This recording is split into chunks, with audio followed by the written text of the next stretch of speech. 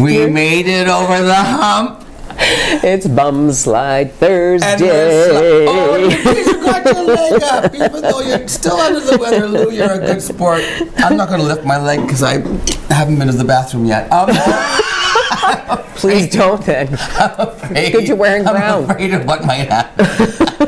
Oh, it's Bum Slide Thursday. We So you know what I've been doing? Hump day. Yes. I'm spitting like crazy, and we're Just down. sliding down into Friday. You know what I've been doing Who's all coming morning? into our room right now?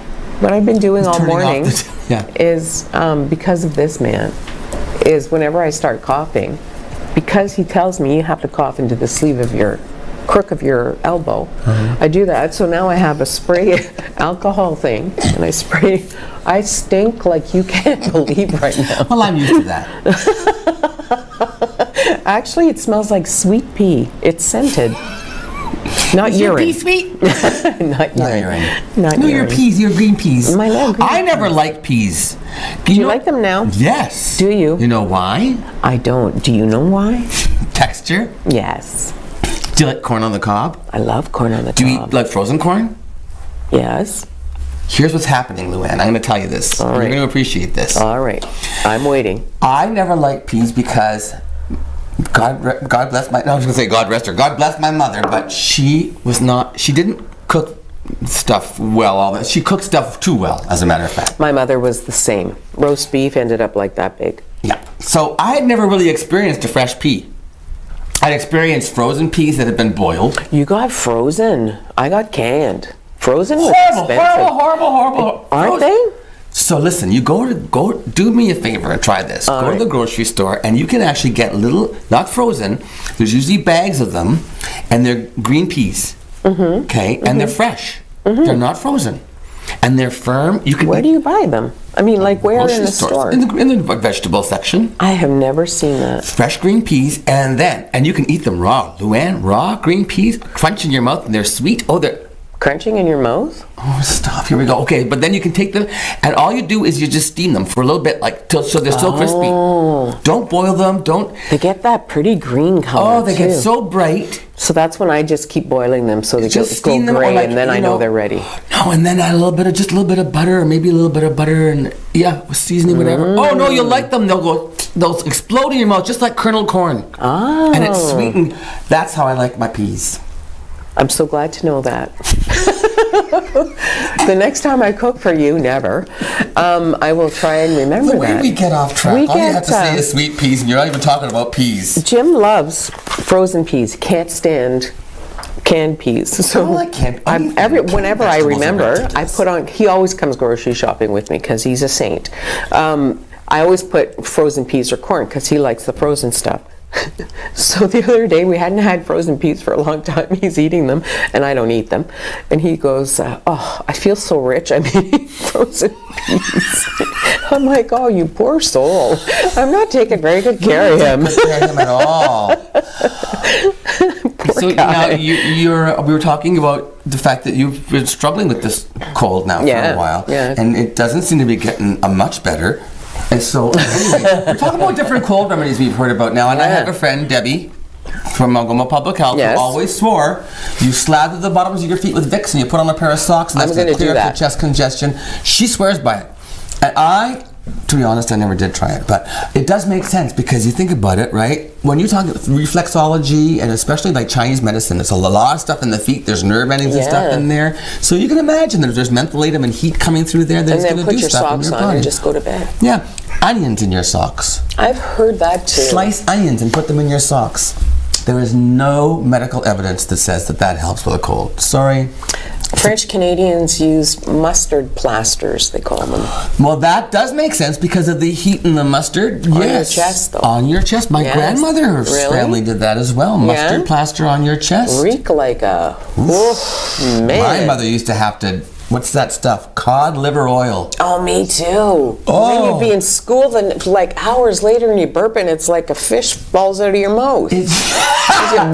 Sorry, but it literally is what it says it is. It's cod liver oil. It's liver from the cod. Yeah. It's oil from the cod liver. They squeeze the liver and drip out the oil, and then they put it in a bottle and say, here, that's good for you. Okay, now that I couldn't do.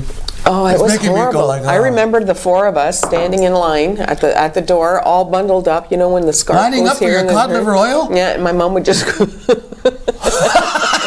then kick us out of the house. Oh, You're no. set now. Go, get out of my face. That just made my whole everything awful. It is horrible. Now, what about putting vegetables beside your bed? Have you heard this one? I have a friend also anyway, Karina. She said she puts an onion, not even cut or peeled, just an onion beside her bed. And she said that helps stop from getting colds. It's better than having a headache. There's a good excuse, girls. I don't know. Put a vegetable in your bedroom. I wonder if you put a big chunk of broccoli in there. What There you go. Do. I don't know. I wonder. You'd probably just end up with bugs. Awesome. Just to join the others. Hey, guess what day it is? Today is Thursday. I know that, but it's also Square Dance Day. Square Dance Day. Did you ever square dance? I have. Come on. I'm serious. In Espanola or where? Yeah, I took square dance lessons. Did you? In high school. I was in grade 12, and a whole whack of us decided we were going to take square dance. Did you have a blast? Oh my word. I can't even square dance. They tell you what to do. They call it out. That's all you have to do is listen. Nah. But they have different terms like alamand.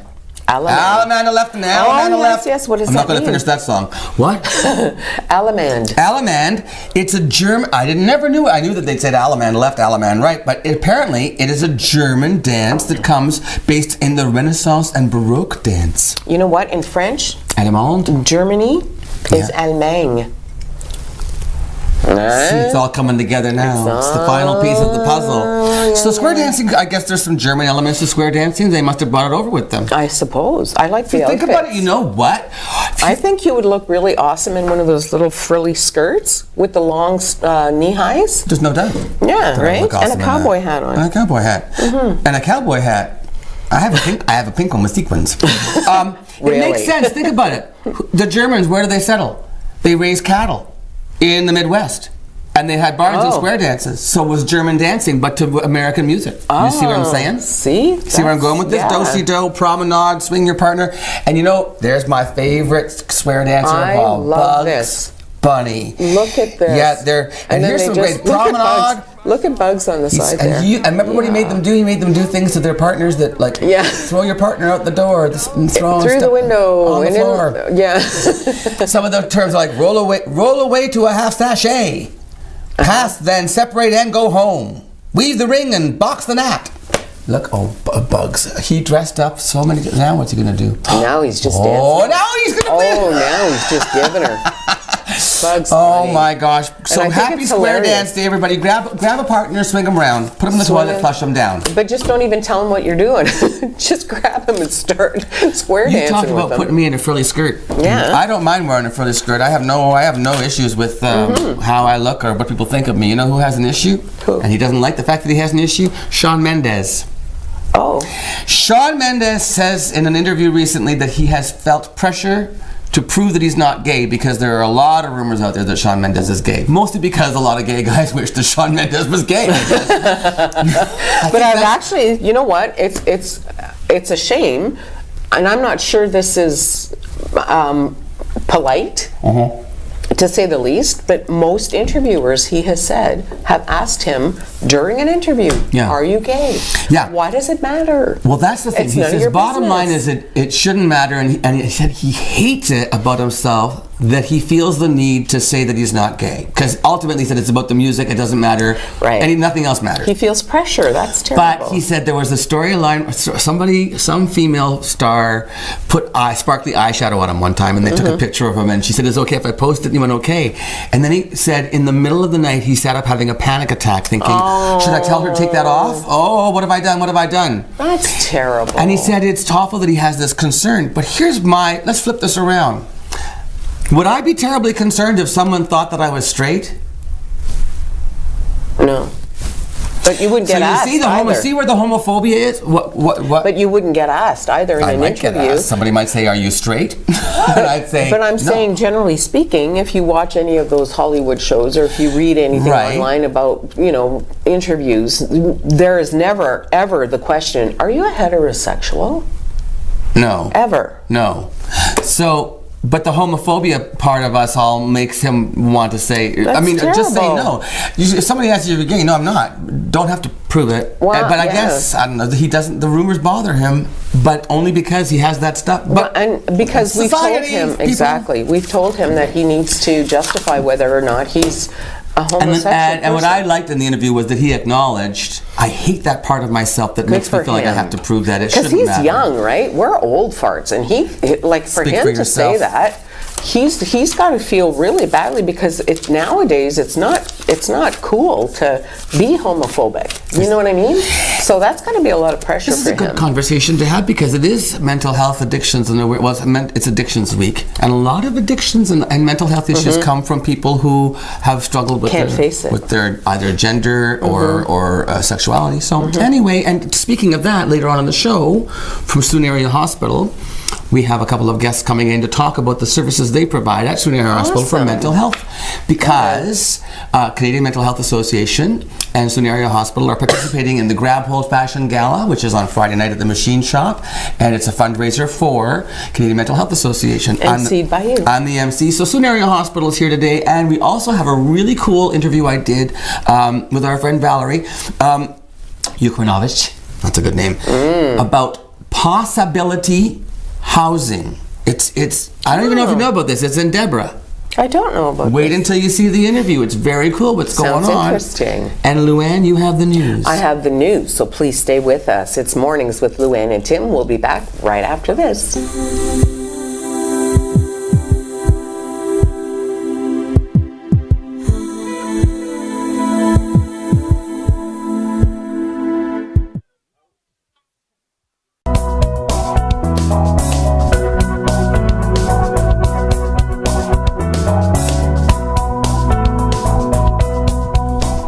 Welcome to Mornings with Luann and Tim and Valerie. Valerie Yukmanovich is here from Possibilities. How did I not hear about this organization until we contacted you? I guess somebody from ONNtv got a hold of you, Valerie? I actually contacted one of your salespersons on Sue Online, yes. Steve, and so he set up a meeting, and also said he would introduce my subject to you as well. So I got the email and I was like, well, what is this about? And here, look at this picture behind me, ladies and gentlemen. This is the project that you're organized. Well, you're involved with the organization. You're on the board of Possibility. It's Possibility Community Homes. Possibility Community Homes, and I'm embarrassed to say I hadn't heard of it until you reached out to us, because it's been around now for how long? Well, the initiative started roughly 2009, 2010. The build started in 2013. Okay. First tenant moved in 2014. And now you say first tenant because in this residence that we see behind us, there are 4 different apartments. Yes. Each apartment has 2 bedrooms. Yes. And a living area kitchen? Within each unit? It's a full unit. It's a full unit. Full unit with all the appliances that you need. There is a laundry room as well, which I don't think I mentioned before. No. And then fully accessible. This is the idea. This building is designed to be accessible for people who have barriers to either, whether it is, could it be someone who has a lack of sight or? Oh, absolutely. Physically, mentally challenged individuals. It is, yes. This is a residence designed for them. Yes. To give them independent living. Yes. Right. And also, you mentioned that when you first walk in, there's a sort of a grand room, like a common area that is available for everyone to use. Yes. Which gives it that real sort of family feel in case you have a bigger gathering. Yes. And the apartment isn't big enough, you can spill out into the other common area. And how do people access? I mean, how do people find out about this or apply to live there? Well, as of right now, what we're suggesting is to go onto the website, which is www.possibility.org, and you can click on that, and the application form will come up on your website. Okay. And you can print it. Otherwise, if you live in the area, because the building is in Deborah. It's in Deborah, right. If you live in the district close to Deborah, the township office has hard copies of the the application as well. Oh, all right. Yes. And you have presently 1 unit available. 3 are occupied. Yes. And 1 is still vacant, so you're looking for a tenant. Yes. And the ideal tenant would be, what would you say, Valerie? Is there such a thing as an ideal tenant? Ooh, that's a hard question. That's a hard question. There are 2 bedrooms. Let's start there. So it could be somebody living with a caregiver. Yes. Could be a parent living with a child. Yes. Or a child living with an older adult who needs, maybe the older adult is the person who needs care or has accessibility issues. Yes, I mean, we haven't had that scenario. Right now, the 3 apartments that are housed are individuals. They're individuals live there, but on their own. On their own. And even the tenants that we had before in the apartment that's available lived independently. Okay. And certainly their parents or their friends have access, and we're there often to visit with them. But we haven't had anyone that has had another person live with them. Okay. Yes. So would it be ideal for someone who's living independently, and then maybe the second bedroom could be for overnight guests or friends who come to stay, sort of thing, rather than being a permanent resident there in the second bedroom? Or yes, we have some parameters around that. I mean, you certainly can have a visitor stay overnight or for a few days, but you certainly can't have a roommate. You can't have a roommate, not without the board having it approved it. Okay. Right? And so if you something changed in your what's happening in your life, and you wanted to have a roommate, or whether it was a partner or a caregiver, then you would have to go through the board to have that approved. Right. And we also should make clear that this is housing only. This is not offering support. In other words, you have a tenant in there who does have a caregiver that comes. They have 24/7 support, but they take care of that on their own. This is not provided. Absolutely. Okay. But that is a possibility. So if you are someone who needs 24/7 round-the-clock care, you can still live there, but you're providing your own care. Yes. And before we would accept your application, you'd have to show us that care was in place. That was in place. Yes. Now, the application process, do you assist people going through is anybody available to help someone go through the steps of filling out the application? Absolutely. I mean, the application comes in. I'm also chair of the tenant committee, so you're a good person to talk to. I send out a package that tells them what the additional information we need. Okay. And then again, in that correspondence, I say, please call me if you have any issues. Call me, or they can call our board president as well, because that number is on the application. Okay. And for the most part, it's pretty straightforward. It is, huh? And so if you have often I think they have parents. The tenants so far have been relatively young, somewhere between 20 and 35. Oh, okay. And so I think their parents have helped them with the application process. And even the initial process, I went to visit each family and had them sign the lease. They were able to ask questions and find out if there was anything else that they could do, couldn't do. And again, we lay out all the parameters once you're given a policy and procedure manual. And it's pretty straightforward. I mean, unless you want to do something off the wall, out of the ordinary, it's going to be okay. Right. When they first moved in, they said, can we have Shaw Cable? And we're like, of course. Of course. You will need to share the cost of it, but absolutely, right? If you all agree and that sort of thing, it just needs to be approved before we do anything too major, especially if it's costing money. Well, and now speaking of money, the great thing about this residence is that it's geared to income. Yes. You obviously are familiar with ODSB and what the amounts are that people are being expected to live in. Yes. And your opinion is that no, it's pretty rare you're going to find a place this nice for what the government provides. I can't imagine that it can be found anywhere. This is a brand new building. Brand new building. It's it's all new appliances, up to date, and again geared to their income. And I firmly believe that you could not find that anywhere else. Okay.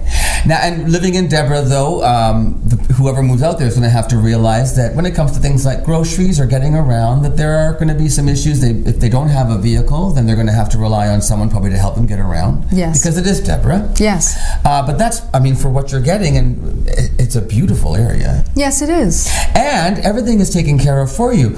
The landscaping, the taking care of the grass, snow shoveling, all all of that stuff is all taken care of by the board takes care of, we hire individuals to do those positions. Amazing. And yes, and there's got to be some upkeep though. How are you doing for fundraising? Are there initiatives? Are there donations? Can the public get involved and assist in any of this? Absolutely. Okay. We certainly are always looking for volunteers, and actually, anyone interested in being on the board of directors, I think soon we're going to have an open space. Okay. You can also donate, and we're a nonprofit organization, so you will get a receipt. Good. And our fundraising efforts lately haven't been too aggressive, right? Because we were just trying to get things. You probably had exhausted yourselves from getting the initial money together to build this beautiful place. And so now, yes. So now we're counting. Certainly, we have individuals who donate to us in memory, things like that, beautiful. Right? Right. And also, I think we're going to be doing some ticket sales and things. Well, you know what? If you're ever doing any events where you need some promotion, ticket sales, fundraising, that kind of thing, if you have any more, you were talking about it sometimes on St. Joe's Island, was it Richard's Landing? Yes. You said you used to do some stuff. If you're ever doing events like that again, please come back on the show and we'll promote them for you and talk about it and thank you. Get the word out there, because this is a really unique and amazing opportunity for somebody who's living with barriers. Yes. And to have that kind of everyone knows, to have that kind of an independence and to live in comfort and not have to worry about overcoming barriers to get around your own place, it's fantastic, isn't it? It is fantastic. And all that, it gives them some independence. Mm-hmm. And that's so important, I think, for everyone. I agree. Yes. Hey, thank you so much for your time. A pleasure seeing you again. Thank you. And are you still doing Tammy at all these days? I think so. Right on. Well, we'll watch for you on ONNtv on episodes of Tammy. This is Valerie Ukmanovitz. Did I say that right? Very good. Ukmanovitz. And so once again, the name of the organization is Possibility Community Homes. Check it out. We're putting up the website information. It's up there right now. Look at that, Valerie. Talk about Daniel, our producer for this segment, is right on the ball. Again, thanks for your time, and stay with us. We'll have more Mornings with Luann and Tim coming up after this.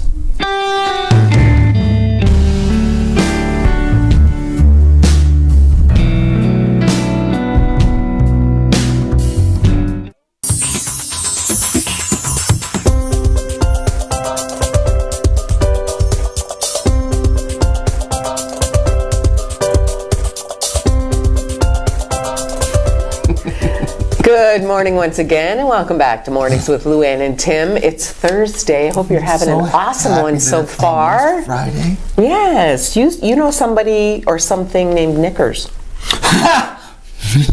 Okay, so we were talking about square dancing and stuff, yes. and about Alamand and German and cows, how they came over to be cattle farmers. And okay, so there's this cow in Australia, and his name is Knickers. Here he comes. Where do you see him?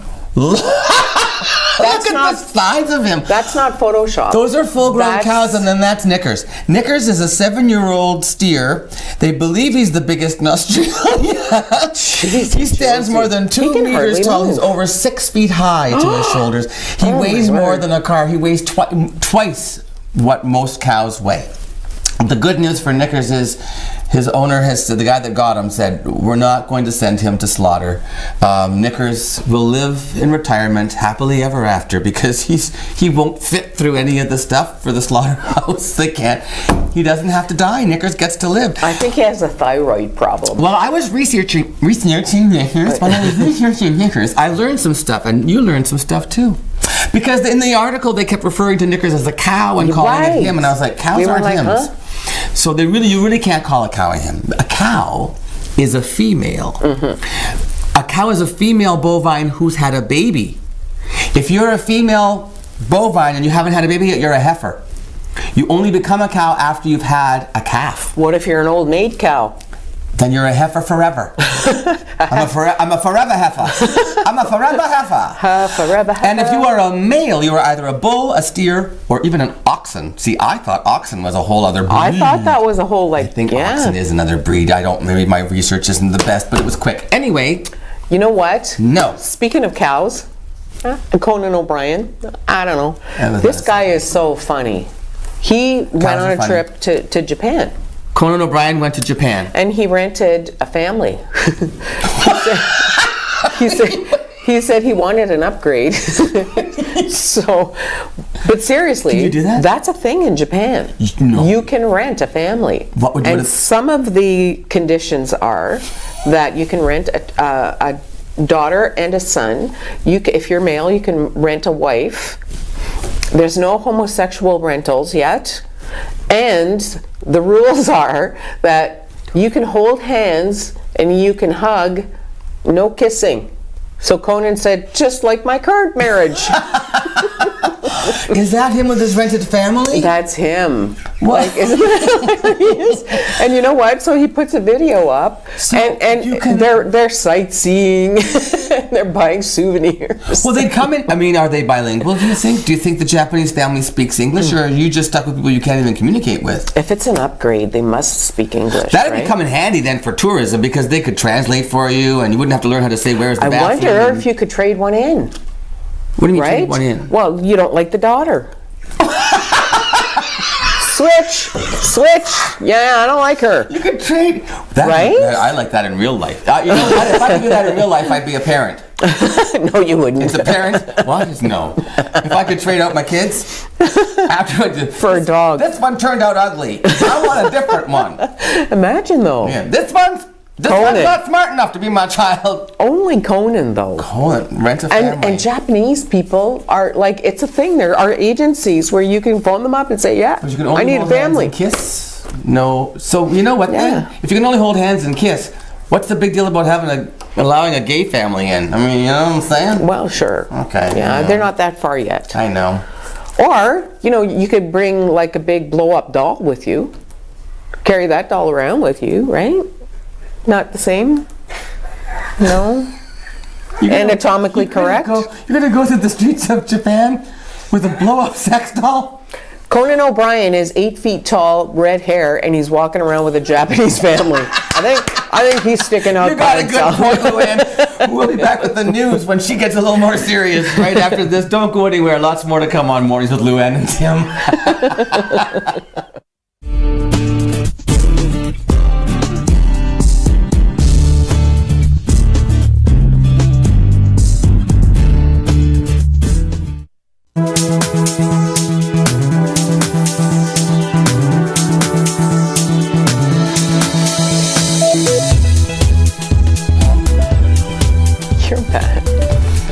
And welcome back to Mornings with Luann and Tim. Dolly Parton. I love her.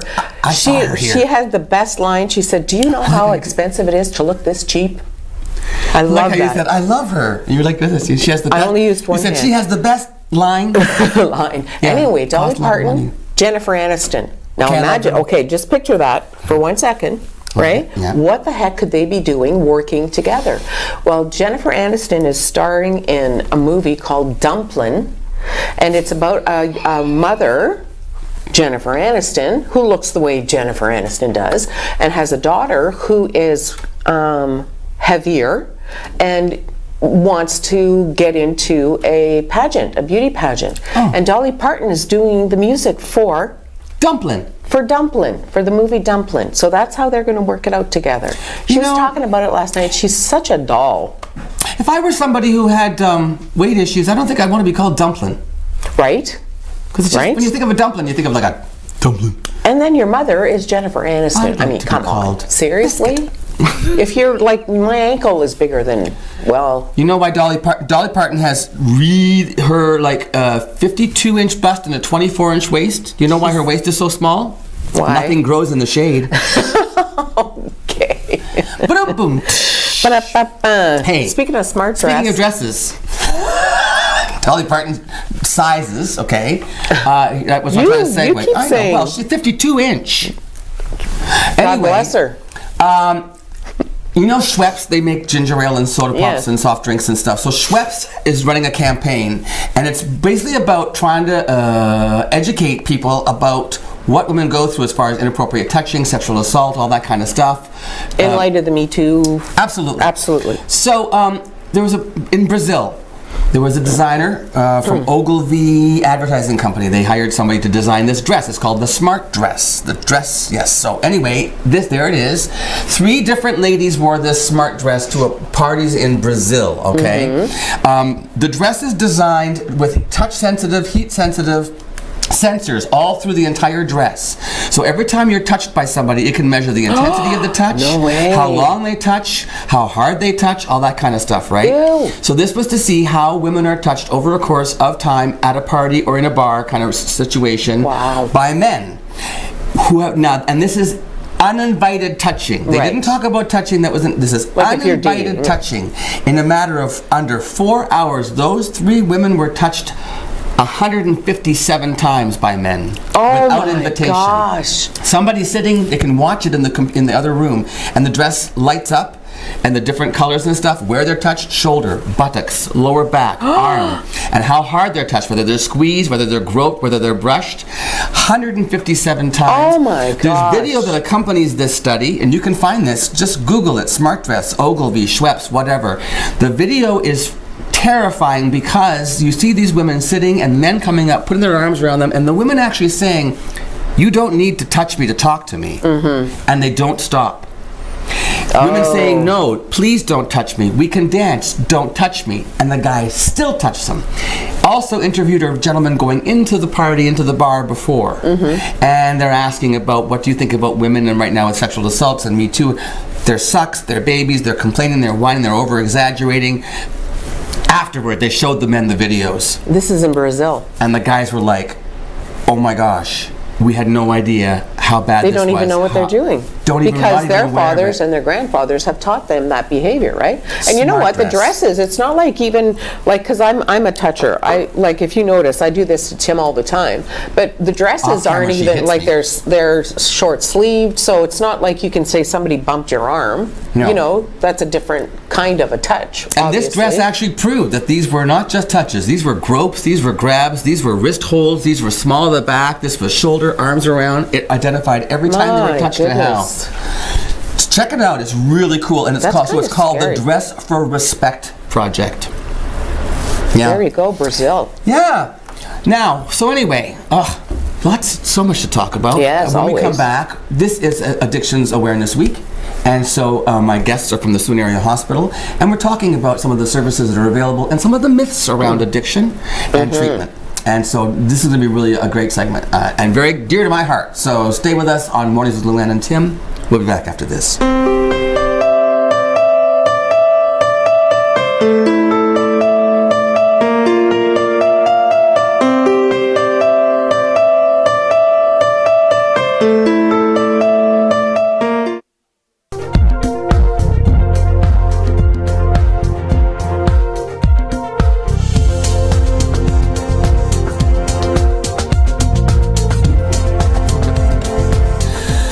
Welcome back to Mornings with Luann and Tim. I'm having a reunion with my friend Eva. Nice to see you again, Eva. Now you're at the hospital. Yeah. I didn't know that until you came in to be interviewed today. Yeah, I've been there for 15 years.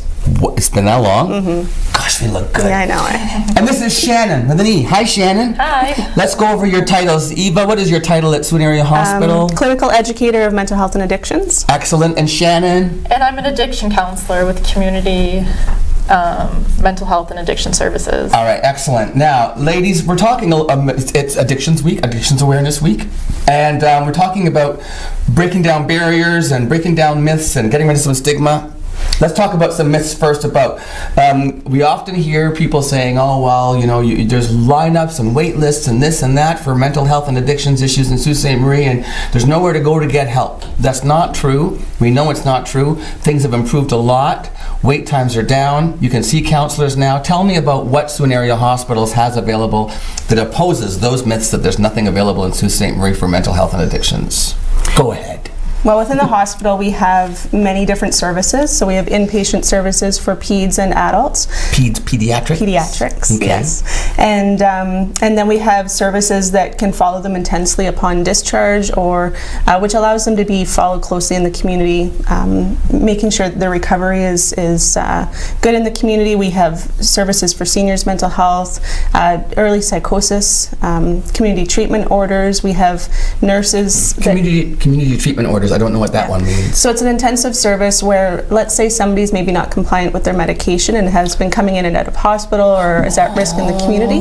We put them on a community treatment order. Generally, it's voluntary, and it's a way for them to agree to be followed closely in the community. So they're followed very closely by the community mental health workers, along with their psychiatrist. There's a community treatment order nurse. They have regular meetings, and then it allows, let's say the person is decompensating and they're not taking their medication and they're having a lot of symptoms and troubles, we can bring them into hospital or bring them in to get their medication. So, because oftentimes we will hear stories in the courts about people who have gone off their meds, and because of their psychosis or whatever it is that they're suffering from, it causes them to behave erratically and perhaps even perform illegal acts. And so they're committing crimes, but only because they're not on their meds, right? Yeah. So this is going to help people actually stay on their meds and at the same time get care along the way. Because sometimes you go off, I know people who have actually, even just as simple as an antidepressant, you get your prescription runs out, you're 2 weeks without it and you're thinking, I'm doing fine.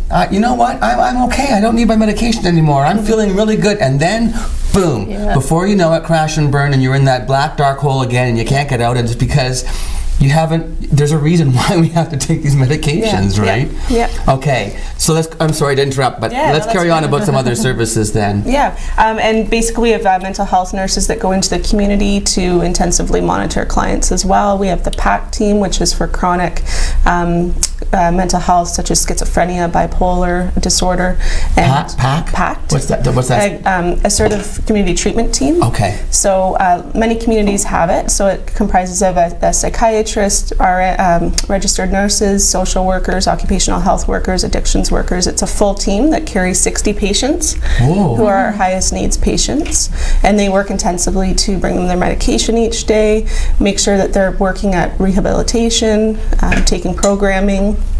This is a ton of work, and obviously it must involve partnerships. I mean, you can't do all this in the community without help, right? No, we have strong partnerships with community mental health, Indian Friendship Center, lots of different places. Sault Area Police, Sault Ste. Marie Police Sault Ste. Marie Police have been key. We've really collaborated with crisis services in the Sault Ste. Marie Police, and now we have a team that goes out to the community. So it has many good factors. It saves on police hours. We had police coming in before bringing patients in and would have to sit with them. Now we have our crisis worker going into the community, getting a more thorough assessment, starting that process right then and there, and then allowing the person to get a hospital bed sooner as well. You know, I didn't realize also that hoarding is an issue in Sault Ste. Marie with some of our mental health clients, and so there are a lot of counselors who actually will go into homes and help people do all that stuff too, like a lot of home visits that I didn't realize with mental health clients, right? There's a lot of case management. Right, case management, sure. Can you talk to that a little bit about some of the services as a counselor and some of the work that you do and your outreach? Well, I work with the Addictions Treatment Clinic, so we provide support and counseling to anyone struggling with alcohol, drugs, gambling, gaming, technology use. We provide support to family members, loved ones, anyone that's struggling with someone else's addictions, whether it's drugs, alcohol, gaming, gambling. So you offer support to the family members as well, and we have a monthly. That's so important. Yeah, the family members really need support. We have a monthly support group for families. We call it the Families Care Group. We have a walk-in clinic twice a week as well. That anyone struggling that wants services, anyone struggling with any of the above addictions or their family members can attend. So the longest people have to really wait for services is 4 days, right? With the walk-in clinic. We have the RAM clinic now in Sault Ste. Marie. That's the Rapid Addictions Access Medicine. Yep. So we have a nurse practitioner, an RPN, and we have a couple doctors that have signed on now. So they provide support. They medically support anyone struggling with alcohol, opiate use disorder, and benzotapering, so they can provide medications to help people with the withdrawals or anti-crave medications. And rapid access indicating that this is help you can get immediately. Yeah. How immediate is it? When we say rapid access, how rapid is the access? Rapid access is the term of But it's meant to expedite the service, isn't it? To get you help faster? To help people, yeah. And then guide you to where you need to go. So people can do it in the community in their own homes. Okay. We provide comfort kits to people so they can help withdrawal in their own homes as opposed to going to the hospital. Right. We have the withdrawal management. Okay. And we have the Safe Bed program as well, where anyone can go. They don't necessarily have to be using to go there. It's a safe place. If they feel they're at risk of relapse, they can go there as well.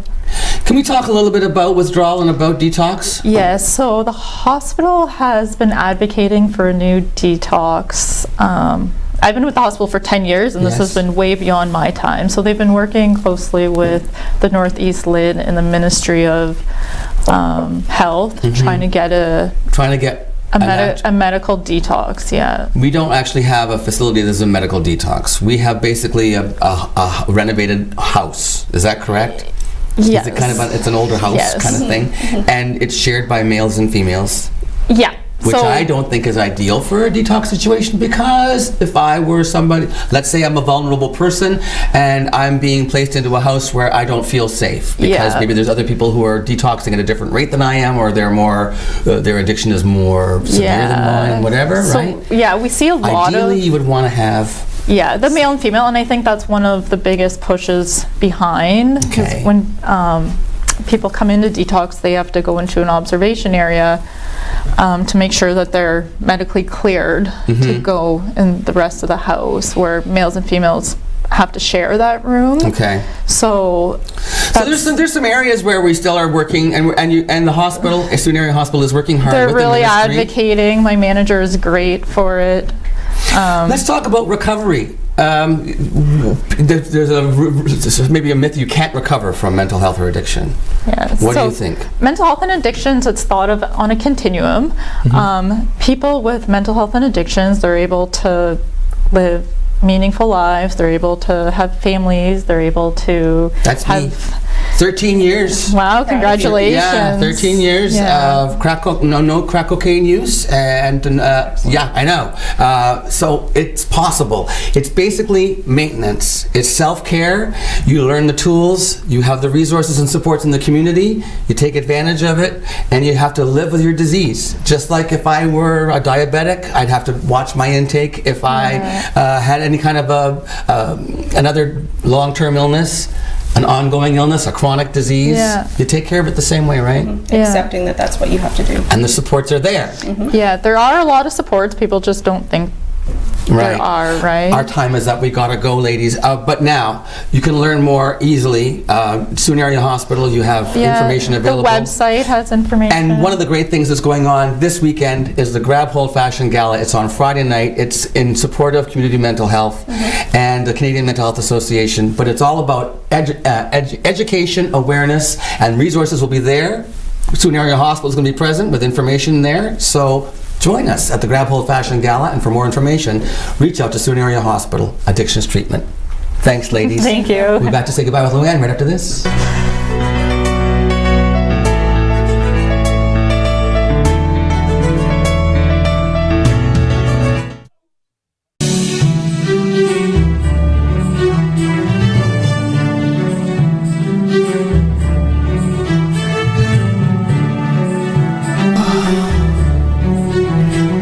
Really good, important information, right? We learned so much about cows today. What was the name? Knickers. Knickers. Knickers the cow. No, we did. We learned an awful lot about everything today. This was a very informative morning show. It was, absolutely. Tomorrow's Friday. Tomorrow is Friday. We did it again. Another week, you guys. I know. Seriously. And tomorrow's always a fun day because we get the Humane Society comes in with the pets where Luann hides in the closet. Yes. I don't ever hide in the closet anymore. Once he was out, he was out. You go home and rest. I'm going to go home and rest. And we'll see you tomorrow, and we'll see you tomorrow on Mornings with Luann. Have an awesome Thursday.